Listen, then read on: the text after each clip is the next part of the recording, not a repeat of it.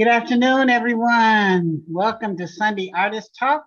I'm your host, Lois Stone, abstract artist and owner of Stone Art Supply. We are back again. We've been away for a minute, but we have a brand new artist that we're going to be talking with today. She's not brand new, but she's new to Sunday Artist Talk. Her name is Donna Muhammad. Thank you so much, Donna, for joining us today. And we're going to really get started introducing Donna and tell us all about the kind of work that you do. Donna is a surrealist. So we're going to talk about, what inspires her and, all of the work that she's done for over the years. So Donna, tell us, welcome and tell us about your art. Well, first, I'd like to say thank you for having me. It's an honor to be on your show, and I'm so happy to be able to share some of my art with the world.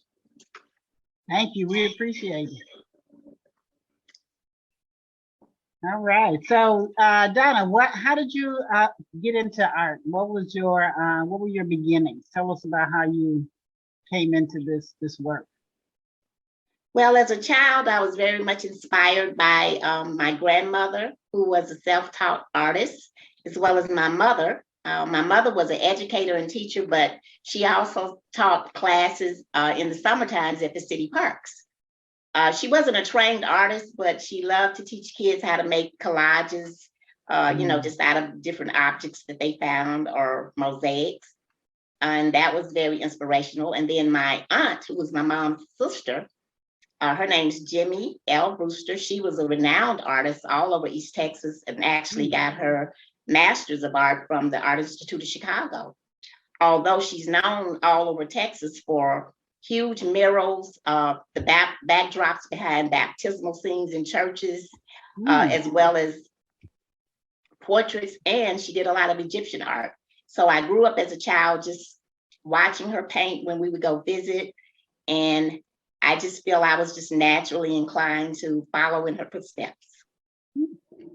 Wonderful.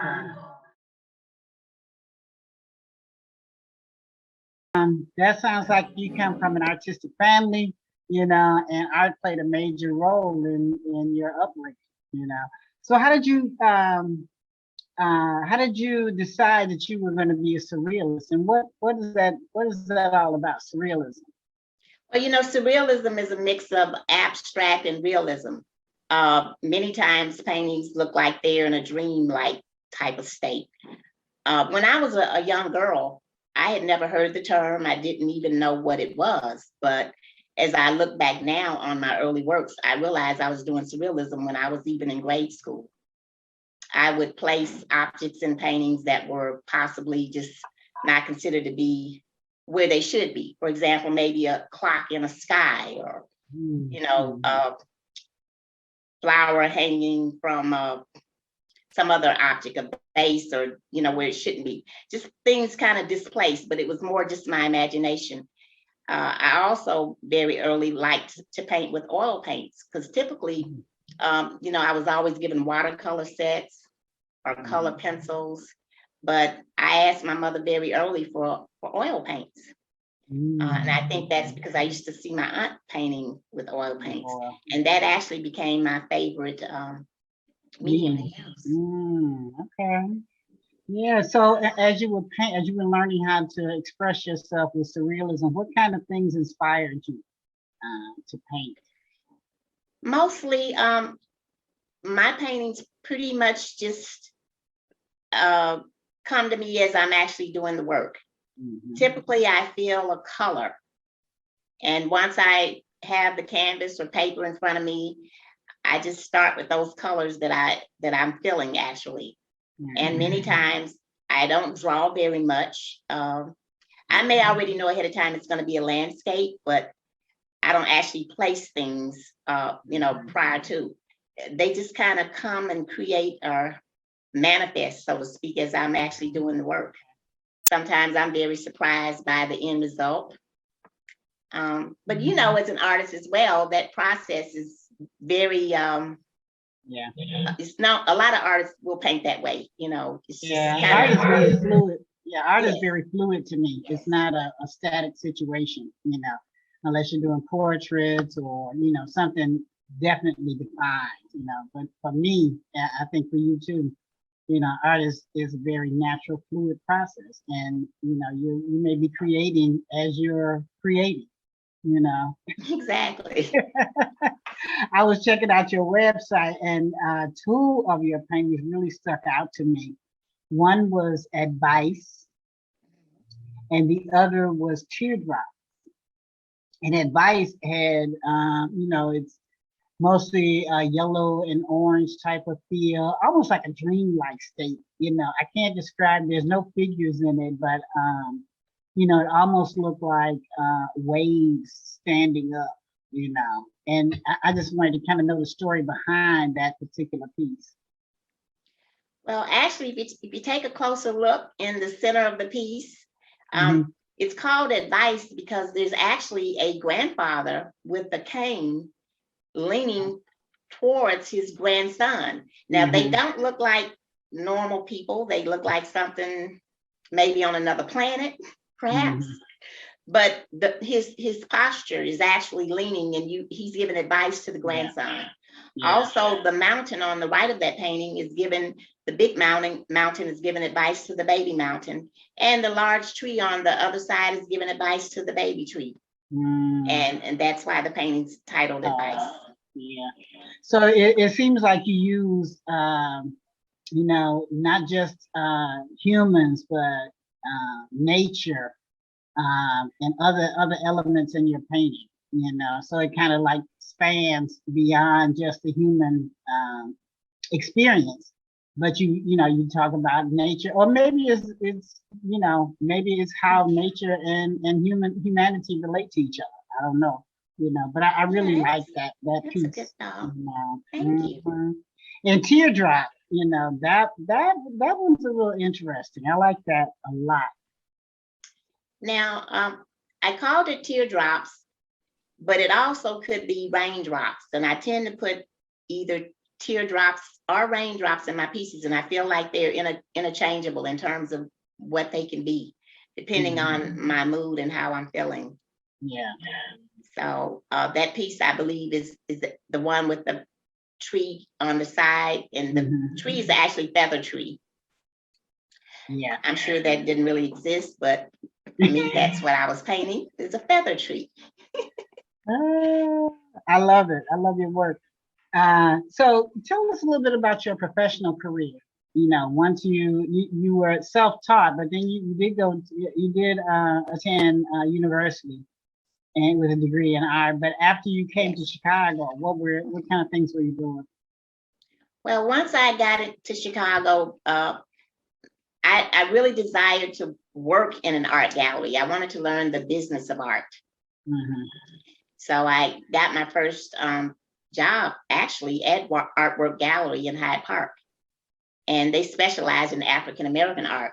I also learned a lot of, I took African American art history in school at Texas Southern University. So when I started in that gallery, I was familiar with a lot of the prints that they were selling done by renowned African American artists. And also my teacher at TSU, Dr. John Biggers, is a well-known muralist and historian. Mhm. I think he originally was out of Virginia, Mhm. but he was the head department professor at TSU. Mhm. He was a great inspiration to me as well. But regardless, after working at artwork for several years, I also managed the custom frame shop. And I learned a little bit about framing. I really wasn't doing framing at the time, but one of the most important things I learned, people would come in with these beautiful works and they would always say, I would like most oftentimes, I'd like this frame to match my sofa, my coffee table, or, whatever wood or whatever they had in the house. And I always used to tell people, don't try to match the furniture in your house. The frame should simply enhance the painting. And then I would give them an example, and maybe they had black coffee tables, and I would maybe put a black frame on one corner, and then I would put the frame that actually enhanced the art on the other, and they would then see what I was talking about. And I moved from that working at other galleries where I actually learned to do custom framing. So a lot of my pieces I've actually framed myself. Frame yourself, yeah, yeah. I think every artist needs to learn that. I need to learn it, but you know, I'm gonna get there. You know, I just like doing the work. You know, I like to pay somebody else to do that kind of stuff. But anyway, yeah. So I remember Artwork Gallery in Hyde Park. I know it closed several years ago, but I remember going in there several times. And even the other places that you worked, I remember going to them at least once. You know, but Artwork was like a African American staple art gallery store, or whatever you want to call it. It had numerous works. A lot of famous artists' work came through there. You know, so I don't know. I know it closed down, but I used to love to go there right on Third Street. You know, yeah, I think there's a coffee shop over there now. Yeah, I think so too. Yeah. But either way, it was a great learning ground for me in terms of just the business of art, and for artists not to sell themselves short. If you have originals that you really think are some of your best pieces, hold on to them and make prints, because over time, if you're selling prints of the work, then those pieces actually become a lot more valuable. So that's one thing I definitely learned. Yeah, yeah, okay. So there was some other, Donna and I actually know each other from a long time ago. For my audience, our kids went to elementary school together, so we've been knowing each other for several years. And you are also a member of the Southside Community Arts Center as well, right? Yes, I was pretty active somewhat in terms of when they would have art shows. I mostly participated in the silent auctions that they had, and that was nice. Because of working full time and being a full time mom, I didn't get to spend as much time there as I, would have liked. But still, just knowing other artists, getting to meet people such as Dr. Margaret Burroughs, that was a highlight of my life. We actually gave her a one-woman show at Artwork one time. And yeah. I got to meet a lot of artists through that gallery, or either the Southside Community Arts Center. I remember interviewing Dr. Burroughs for a class I was taking at the Art Institute once, and she was so actually went to her house and talked with her and her husband.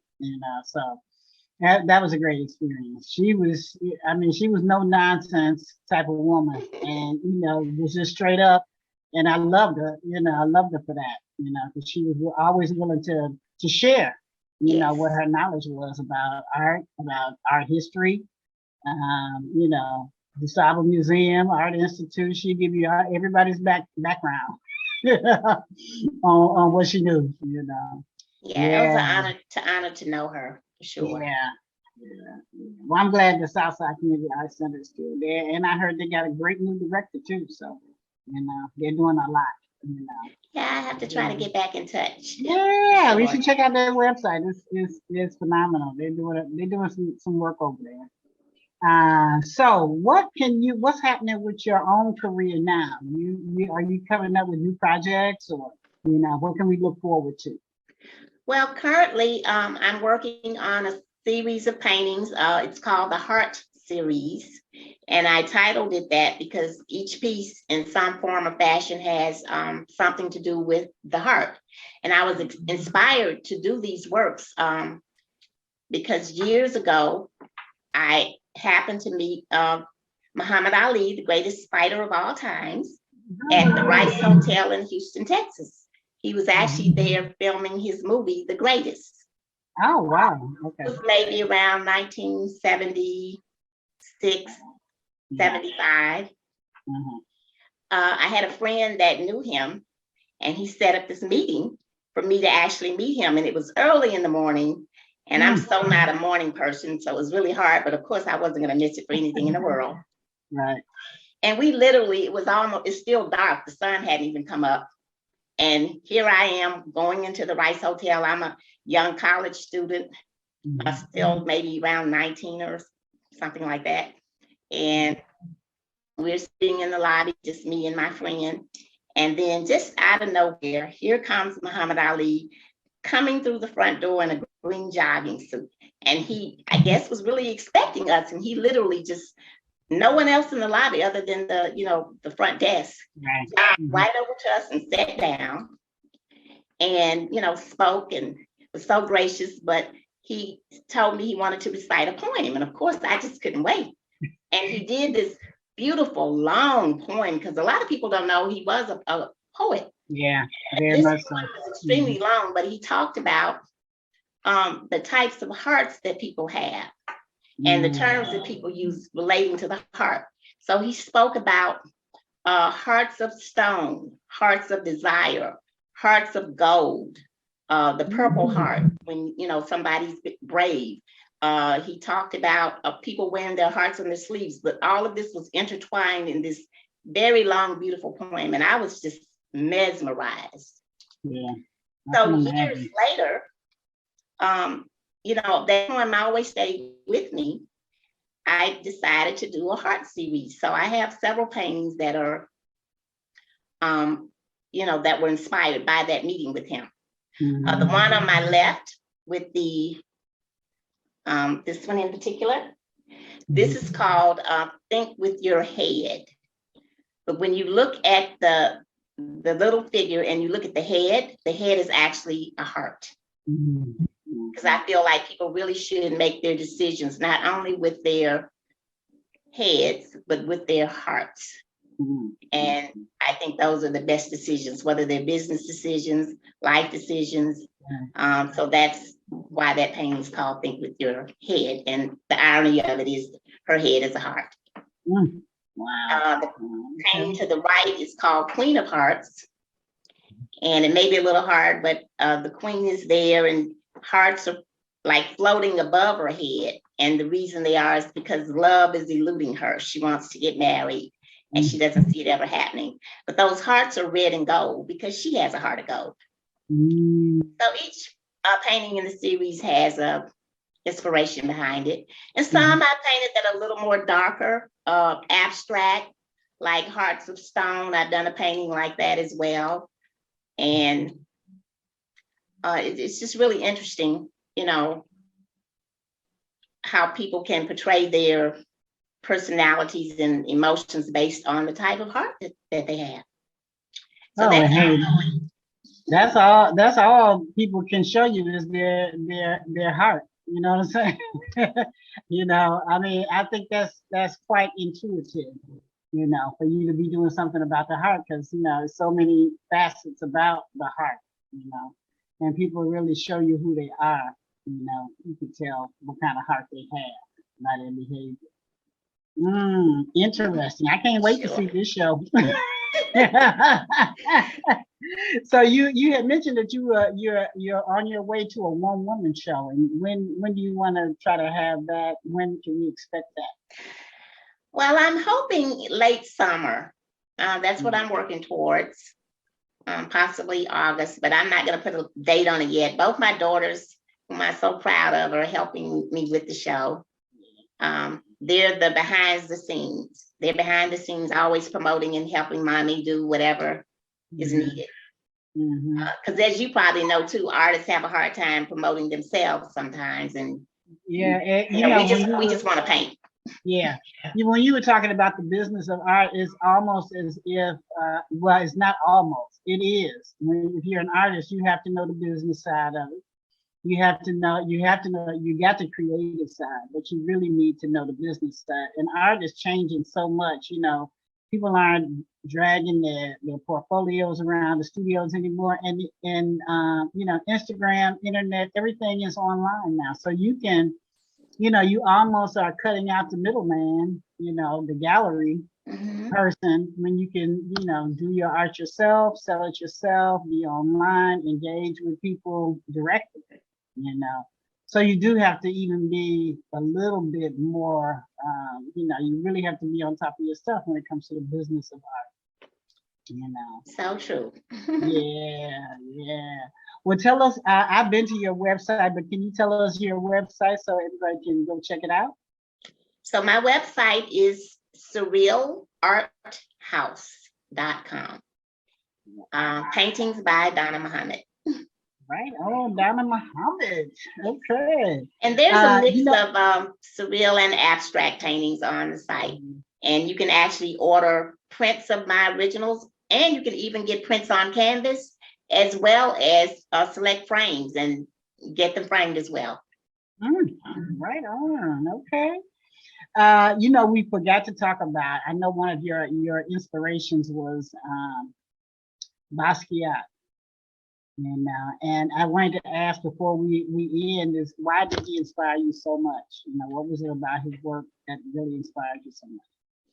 Well, a lot of people, I think, may look at his work and not understand it, or understand how thought out each thing was that he did. I think his works, from what I've studied about him and documentaries I've seen, everything was very intentional. He actually studied anatomy a lot. So a lot of his pieces, you'll see skulls and you'll see parts of the body. And it's because he did study anatomy, as well as art history, as well as the diaspora. So all these things are intertwined in his art. So it's a lot deeper than most people realize.